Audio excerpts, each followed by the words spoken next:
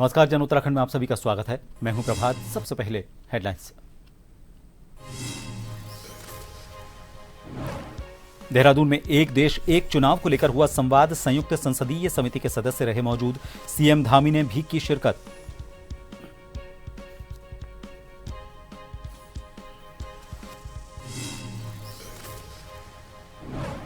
मुख्यमंत्री धामी ने एनडीआरएफ के शौर्य पर्वतारोहण अभियान में किया ध्वजारोहण। पर्वतारोहियों के साहस और समर्पण की प्रशंसा की।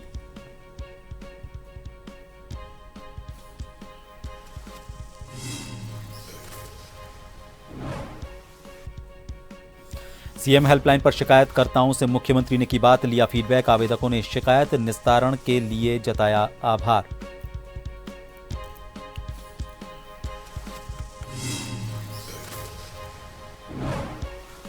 मंगलौर के पठानपुर में शादी समारोह में 2 पक्षों में हुई मारपीट। हापुड़ से आए युवकों ने एक शख्स की चाकू से गोद कर की हत्या, 2 लोग घायल। पुलिस आरोपितों की तलाश में जुटी।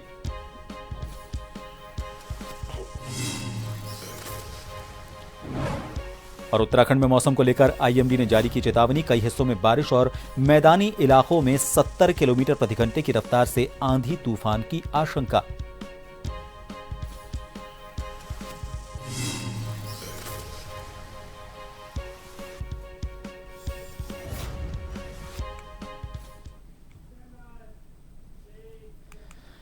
एक देश एक चुनाव विषय पर संयुक्त संसदीय समिति की ओर से देहरादून में संवाद कार्यक्रम हुआ। इसमें संयुक्त संसदीय समिति के अध्यक्ष पीपी चौधरी और समिति के सभी सदस्य मौजूद रहे। कार्यक्रम में मुख्यमंत्री पुष्कर सिंह धामी ने भी विचार रखे। मुख्यमंत्री ने कहा कि पिछले 3 साल में राज्य में विधानसभा, लोकसभा और निकाय चुनावों की आचार संहिता के कारण 175 दिन तक राज्य की प्रशासनिक मशीनरी नीतिगत निर्णय लेने की प्रक्रिया से वंचित रही। छोटे और सीमित संसाधनों वाले राज्य के लिए ये 175 दिन शासन व्यवस्था की दृष्टि से महत्वपूर्ण होते हैं। मुख्यमंत्री ने कहा कि विधानसभा चुनाव का पूर्ण व्ययभार राज्य सरकार वहन करती है और लोकसभा निर्वाचन का व्ययभार केंद्र सरकार द्वारा उठाया जाता है। दोनों चुनाव एक साथ कराए जाएं तो राज्य और केंद्र सरकार पर व्ययभार समान रूप से आधा आधा हो जाएगा। दोनों चुनाव एक साथ कराने से कुल व्यय में लगभग 30 से 35% तक की बचत होगी।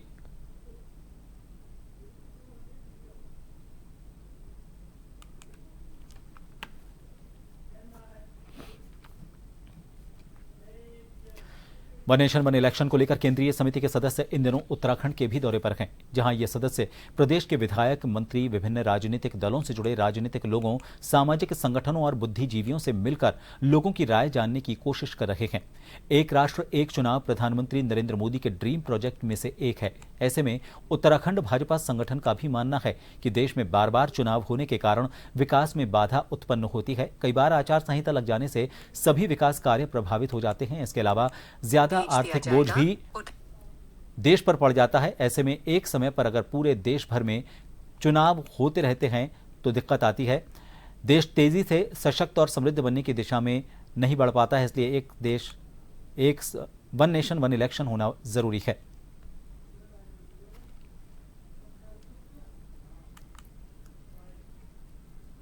राज्य सरकार के अधिकारियों के साथ में, सभी राजनीतिक दलों के प्रतिनिधियों के साथ में उन्होंने बातचीत की है और उन्होंने ये देखा है कि उत्तराखंड के अंदर सरकार के द्वारा जिस तरह से वित्तीय प्रबंधन बढ़िया तरीके से किया जा रहा है और जो धनराशि केंद्र से प्राप्त हो रही है, जो धनराशि अपने स्रोतों से राज्य सरकार को प्राप्त हो रही है, उसका जनता के हित में उसका उपयोग किया जा रहा है। इसलिए वित्त समिति ने उसकी तारीफ की है और यहाँ के जितने भी सामाजिक कार्यकर्ता हैं, माननीय विधायक गण हैं, राज्य सरकार में अधिकारी हैं, माननीय मुख्यमंत्री जी हैं, इन सभी लोगों ने उत्तराखंड के हित में वित्त आयोग के द्वारा क्या प्रावधान किए जा सकते हैं, उत्तराखंड का विकास किस तरह से जो है चौतरफा विकास हो सकता है, इसके संबंध में अपने सुझाव भी दिए हैं।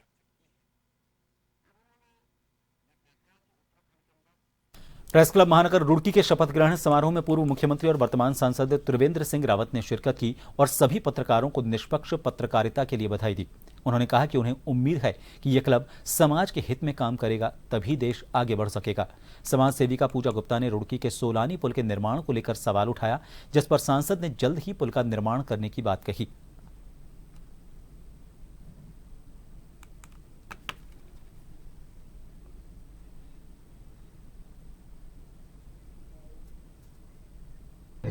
उनका जो कार्यकाल रहेगा एक यादगार कार्यकाल बने। पत्रकारों को किस तरह का कार्य करते रहना चाहिए? देखिए, चाहे प्रेस हो या पॉलिटिशियंस हो, जो पदों पर बैठे हुए जो सीनियर लोग हैं, जनता की हमेशा एक ही अपेक्षा होती है कि जो भी करें न्यायपूर्ण करें, किसी के साथ अन्याय नहीं होना चाहिए। निष्पक्ष और न्यायपूर्ण पत्रकारिता ये हमेशा जरूरत बनी रहेगी। पूजा गुप्ता ने कहा है, क्या किस तरह से? अच्छा है, वो नहीं अभी पॉलिटिशियन है, राजनीति में आई है, अपनी चिंता व्यक्त की है, लेकिन मैं बताना चाहता हूँ कि उसके 1 हफ्ता 10 दिन का टेंडर हो जाएगा और मंगलौर से लेकर के कोर तक सड़क और साथ साथ में ये पुल भी बनेगा। मुख्यमंत्री पुष्कर सिंह धामी ने मुख्यमंत्री आवास स्थित मुख्य सेवक सदन देहरादून में राष्ट्रीय आपदा मोचन बल द्वारा आयोजित तृतीय पर्वतारोहण अभियान शौर्य के फ्लैग ऑफ कार्यक्रम में हिस्सा लिया। साहसिक पर्यटन की संभावनाओं को अंतर्राष्ट्रीय स्तर पर स्थापित करने के लिए सरकार संकल्पित। मुख्यमंत्री ने खुशी जाहिर करते हुए एनडीआरएफ के जवानों को तृतीय पर्वतारोहण अभियान जाने पर शुभकामनाएं दी। उन्होंने कहा कि निश्चित ही हमारे जवान इस अभियान में सफल होंगे और इस ट्रैक पर आने वाले अन्य पर्वतारोहियों को भी मार्गदर्शन देंगे।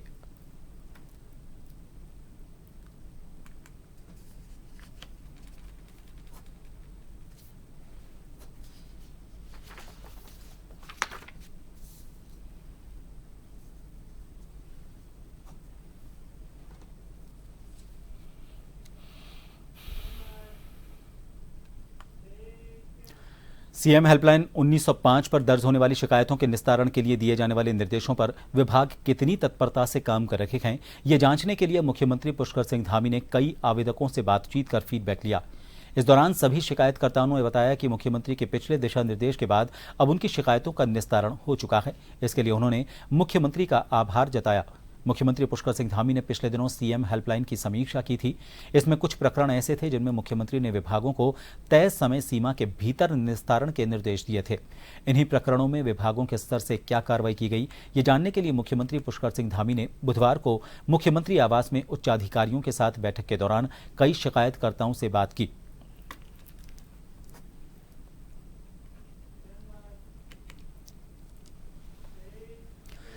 हरिद्वार में कानून व्यवस्था को और चुस्त दुरुस्त करने के मिशन पर जुटे हैं एसएसपी प्रमेंद्र सिंह डोभाल। इसी कड़ी में उन्होंने पथरी थाने का वार्षिक निरीक्षण किया। यहां पर उन्होंने थाना परिसर की व्यवस्थाओं से लेकर तकनीकी सुविधाओं तक का गहन मूल्यांकन किया। उन्होंने स्टाफ को निर्देशित किया कि कुर्की वारंट जैसे लंबित मामलों को प्राथमिकता पर निस्तारित किया जाए। फरार अपराधियों की गिरफ्तारी में तेजी लाने के निर्देश भी एसएसपी ने दिए। साथ ही सीसीटीएनएस पोर्टल पर जीडी की ऑनलाइन एंट्री को समय पर किए जाने और नेटवर्क कनेक्टिविटी से जुड़ी समस्याओं को तत्काल दूर करने पर भी जोर दिया।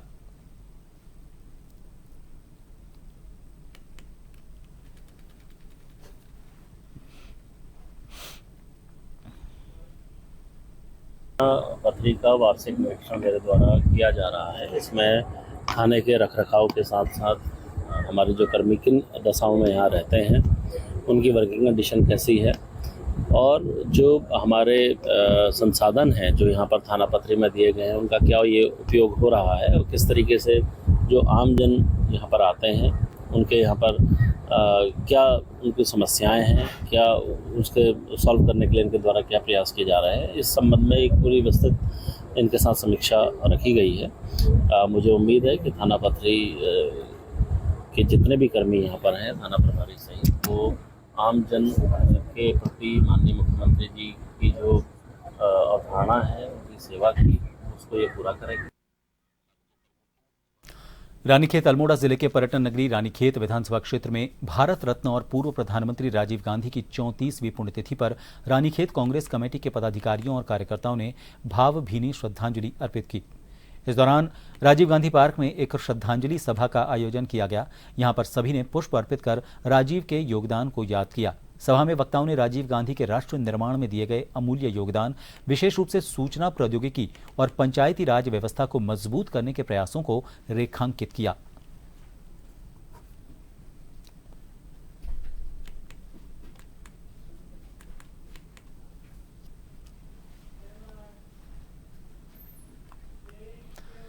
मंगलौर कोतवाली क्षेत्र के पठानपुरा में एक शादी समारोह में मामूली बात पर दो पक्षों में जमकर मारपीट हो गई। बारात में आए हापुड़ के युवकों ने चाकू से गोद कर एक युवक की हत्या कर दी, जबकि 2 लोग घायल हुए हैं। घायलों को अस्पताल में भर्ती करवाया गया है। पीड़ित पक्ष की तहरीर के आधार पर पुलिस ने मुकदमा दर्ज कर लिया है। पुलिस का कहना है कि मामले की जांच पड़ताल की जा रही है, उसके बाद आगे की कार्यवाही की जाएगी। साथ ही युवकों की तलाश की जा रही है।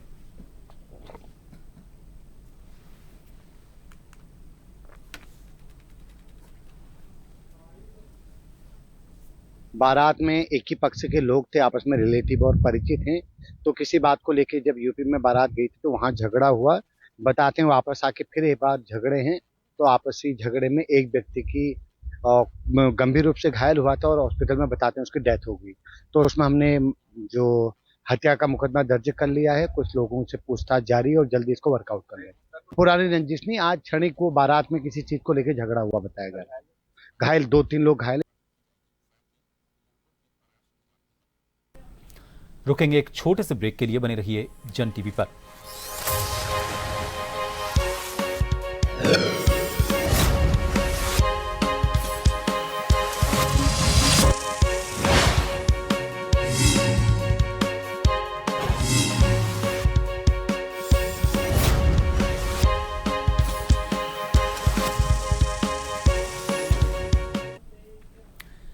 एक बार फिर आप सभी का स्वागत है। रामनगर के गांव उमेदपुरा इलाके में झाड़ी किनारे एक अज्ञात युवक का शव मिलने के बाद इलाके में हड़कंप मच गया। मौके पर पहुंची पुलिस ने शव को कब्जे में लेकर उसकी शिनाख्त के प्रयास शुरू किए, लेकिन शिनाख्त नहीं हो पाई। बताया जा रहा है कि 1-2 दिन पहले इसी इलाके में ये अनुतुम रिजॉर्ट में दिल्ली से आए कुछ मेहमानों के साथ चालक के तौर पर आया था।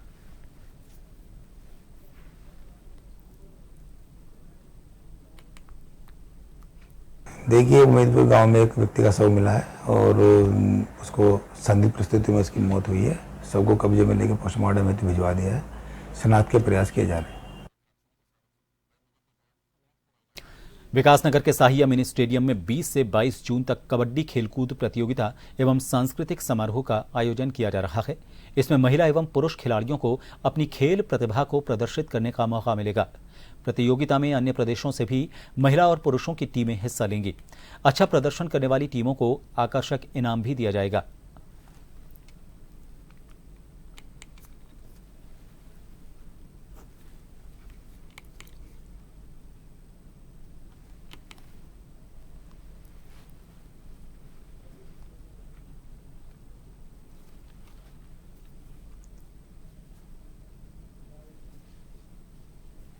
ये चतुर्थ सांस्कृतिक सैया वैली क्रीड़ा समारोह का ये चौथा हमारा प्रतियोगिता है। हमारा उद्देश्य रहता है कि जो क्षेत्र में हमारे बच्चे हैं, चाहे वो बालक हैं बालिकाओं, को हम एक प्लेटफार्म देके और राष्ट्रीय अंतर्राष्ट्रीय स्तर पर अपनी प्रतिभाओं का लोहा मनवाएं।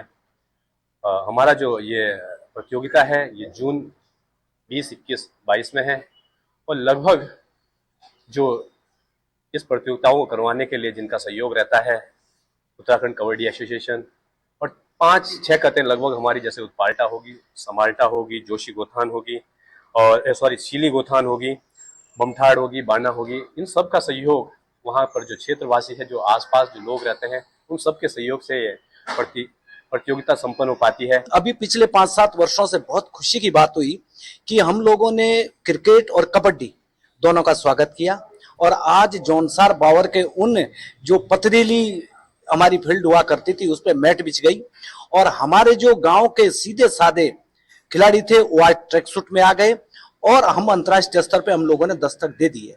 चाहे वो कोच हो, चाहे वो खिलाड़ी हो, चाहे हमारे एम्पायर हो, ये बहुत सुखद परिणाम है और इसके लिए बधाई देते हैं हम लोग। ये साहिया वैली क्रीड़ा जो समिति है, महोत्सव है, यही उसका प्रवेश द्वार है।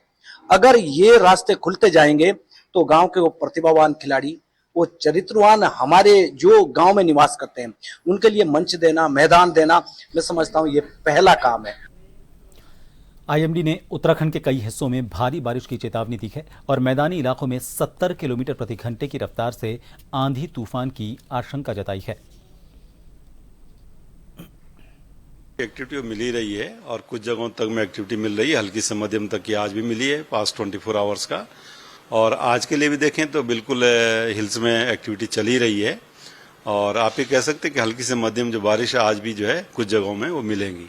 साथ साथ में जो अंदर के डिस्ट्रिक्ट है या हिल्स में देख लीजिए कि जो है जहां तेज हवाएं मिलेंगी, थंडरस्टॉर्म मिलेगा तो उसमें तेज हवाएं भी देखने को मिलेगी और साथ साथ में कहीं कहीं ओलावृष्टि है तो ये भी चीजें या लाइटनिंग है वो बिल्कुल हो रहा है। तो ठीक है, जब थंडरस्टॉर्म एक्टिविटी चल रही है कहीं पर तो लोगों को चाहिए थोड़ा वो सेफ जगह पे रुकें और जब खत्म हो जाती है एक्टिविटी तब आगे बढ़े, नहीं तो कहीं ना कहीं चाहे वो तेज बारिश पड़ रही है या फिर ओलावृष्टि हो रही है या तेज हवा है तो उसकी चपेट में आने से कहीं ना कहीं दिक्कत फिर हो जाती है। चलते चलते एक बार फिर रुक करेंगे हेडलाइंस का। देहरादून में एक देश एक चुनाव को लेकर हुआ संवाद, संयुक्त संसदीय समिति के सदस्य रहे मौजूद, सीएम धामी ने भी की शिरकत।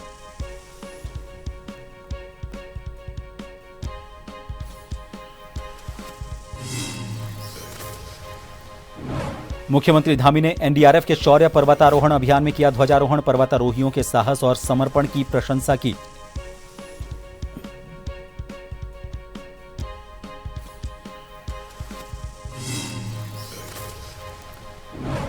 सीएम हेल्पलाइन पर शिकायतकर्ताओं से मुख्यमंत्री ने की बात, लिया फीडबैक, आवेदकों ने शिकायत निस्तारण के लिए जताया आभार।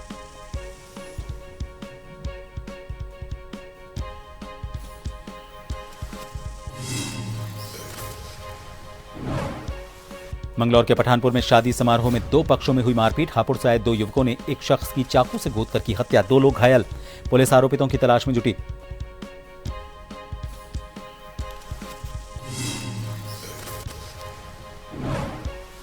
और उत्तराखंड में मौसम को लेकर आईएमडी ने जारी की चेतावनी, कई हिस्सों में बारिश और मैदानी इलाकों में 70 किलोमीटर प्रति घंटे की रफ्तार से आंधी तूफान की आशंका।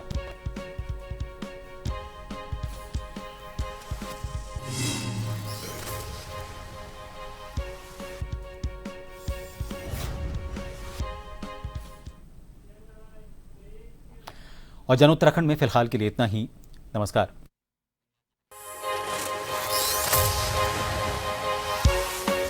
Yeah.